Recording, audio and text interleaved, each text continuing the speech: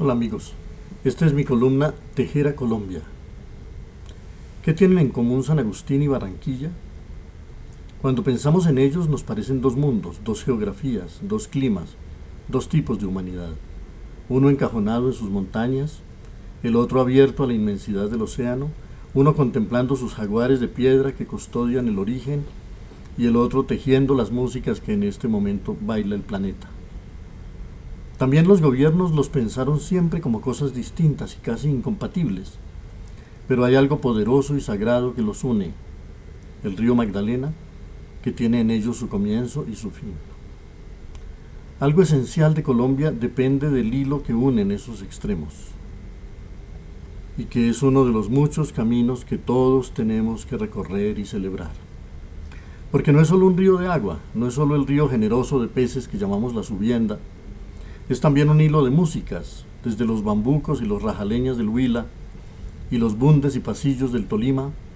hasta las cumbias de José Barros y los porros festivos del maestro Campo Miranda,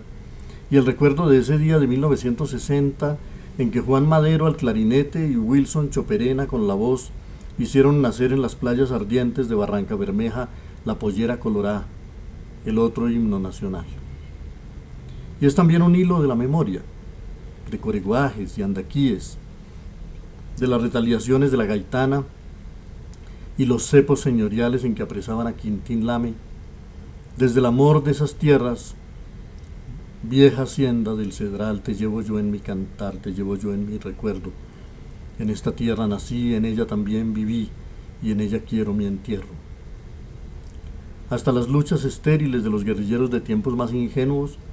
cuando había más canciones que secuestros, cuando en los tiempos de la violencia se los llevaron los guerrilleros, con tiro fijo cruzó senderos llegando al Pato y al Guayabero. Viniendo desde el nudo de los pastos que suelta sus aguas hacia el Caribe, hacia el Pacífico y hacia el infinito Amazonas, está ese parque de criaturas de piedra que vigilan las fuentes del río. Y después, para bien y para mal, las represas de Betania y del Quimbo, esos trueques extraños de la modernidad que cambia agua viva por electricidad, naturaleza por rentabilidad, peces por unidades de energía, y nos hace creer que el río es solo una fuerza hidráulica, que no son parte de él la vida vegetal, los peces, los pescadores. En esas orillas se gestaron las estampas de la tierra de promisión de José Eustacio Rivera, el primer poeta que volvió los ojos hacia el sur y quiso convertirlo en palabras, y dijo mágicamente que la queja de un pájaro puede acongojar a toda una selva. Ahora estamos aprendiendo por fin que el agua es más valiosa que el oro. Las guerras del petróleo ya amenazan con ceder su lugar a las guerras del agua. Pero todavía no aprendemos que este territorio es una de las más ricas fábricas de agua del mundo. Un páramo es una esponja vegetal que absorbe la humedad y la destila en agua por arroyos y quebradas, hasta formar los ríos enormes, y Colombia tiene la mitad de los páramos de este planeta, pero nosotros hemos tenido la audacia y la insensatez de poner el destino de la nación en manos de gentes que venden los páramos y destrozan los ríos. Solo por la salud de los ríos podemos saber cómo está funcionando esa fábrica de agua. Del mismo modo, las palabras nos dicen cómo está la conciencia de una comunidad. Los relatos nos muestran si sigue viva la memoria. Las canciones revelan si todavía amamos y cuidamos el mundo. ¿Cuántas historias? De la Jagua al Quimbo, de Pitalito a Neiva, de Natagaima a Purificación, de Girardot a Ambalema, de Honda a La Dorada, caminos, fundaciones, cultivos, desastres. Historias de los panches bajo el azote de Añasco y Belalcázar, historias de los herboristas de Mutis y de sus pintores de plantas, el paso de las canoas de Humboldt cargadas de barómetros y sextantes y cronómetros de Seifert para perderse monte arriba por Coello y Cajamarca entre aguaceros hacia los milagros de la flora desconocida y hacia la fundación de la geografía moderna. Hay una piedra en la mitad del río que impidió que los barcos grandes llegaran a Tocaima y a Neiva, y que convirtió a Honda en el puerto proveedor de la sabana. Y allá va el río con su esfuerzo y su historia, con los bogas indios en sus canoas y los remeros negros en sus chalupas, con Humboldt en su balsa dejándose picar en aras de la ciencia por nubes de mosquitos, y con Bolívar en su lancha que no deja de inventar naciones ni siquiera en las siestas eróticas de Monpós, o con Bolívar bajando moribundo por los paisajes de sus viejas victorias, y Silva arreglándose el corbatín para bajar a Cartagena y embarcarse con rumbo a París, mientras abajo en el agua chapotean los caimanes, con García Márquez de 13 años cantando vallenatos en un vapor varado, y con los presidentes fúnebres de una república a la que no entienden, sofocados por sus sacolevas en unas playas candentes y palúdicas. Seguimos el curso de las canoas que llevan la quina y de las balsas que llevan el tabaco hacia el norte. Por la orilla se tienden los caminos y los ferrocarriles,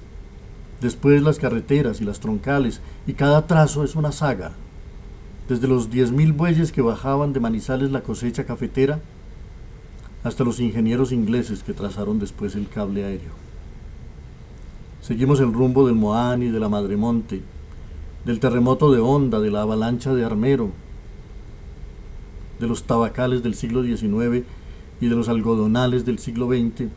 a los que consiguió marchitar en un instante la firma de un presidente en un solo tratado de libre comercio. Porque aquí nos encanta dejar a ciegas y en pocas manos lo que es de todos, y hasta hubo años en que dejamos que este hilo de vida se convirtiera en el río de las tumbas. Pero de repente el río ya no es el mismo, el de las cavernas azules de San Agustín y los bosques de Neiva, el del cantor que veía irse en una canoa a su morena con un boga traicionero que le dijo cosas bellas. De pronto tiene otros colores, y es que de una meseta invisible por lejana y por alta, una ciudad de 10 millones de habitantes que no sabe hacia dónde desagua su mar de jabones y detergentes y desechos industriales que bajan formando colinas de espuma, arroja el fruto de tanto progreso en el gran río que pasa hacia el norte, llevando el sedimento de pesticidas y fertilizantes de 2 cordilleras, el cianuro de las minas, los filtrados de las petroleras, hacia la extensa región de las ciénagas donde salía una llorona loca y donde un hombre se volvió caimán. De repente el hilo sagrado es ya solo un río envenenado donde resisten unas garzas y unos cormoranes, donde no sobrevivieron siquiera los caimanes incontables, y que se va por el Banco y por Magangué, se va para Barranquilla, y lleva después tan lejos su contaminación que dicen que alcanza hasta las costas de Jamaica. Tenemos tanto por hacer, porque también están las rutas de las colonizaciones, el viaje alegre de Guillermo Buitrago entre Sonsón y Ciénaga inventando unas canciones que nunca se mueren, la ruta de los juglares vallenatos desde el Magdalena hasta los desiertos de la Guajira, las expediciones de Manuel Ancísar, la cabalgata de Cali a Medellín y a la Guajira y al Bajo Magdalena y a Ibagué que hizo Jorge Isaacs explorando el país, los caminos de los carnavales y de las artesanías, las rutas del mercado y los hilos rojos de las guerras, las rutas de los éxodos y de las fundaciones, el sendero de los mitos milenarios y de las flautas debajo del agua, la ruta de las luchas indígenas y la ruta de los que combatieron la esclavitud, los caminos de los inmigrantes, de los sirio-libaneses por el norte, de los japoneses por el occidente, de los ingleses buscando el oro y diseñando sus locomotoras, y de los alemanes por el Valle de Upar, por Santander y por Puerto Colombia, los caminos de viento de la salsa que unen a Cali y a Barranquilla con Puerto Rico y con Nueva York, y los avances de la música argentina por las tiendas de la cordillera, desde las zambas de Mendoza y las milongas de Buenos Aires hasta la muerte de Gardel en Medellín y hasta ese tango Lejos de ti que terminó inventando Julio Erazo, un hombre del río. El viaje a pie por todas partes que nos sigue proponiendo Fernando González. Y ese hilo al que hoy le hemos seguido el rastro Es apenas uno de esos millares de hilos de agua, de tierra, de memoria, de arte y de música que tenemos que honrar y conocer y sanar y salvar, con los que vamos a tejer nuevamente a Colombia.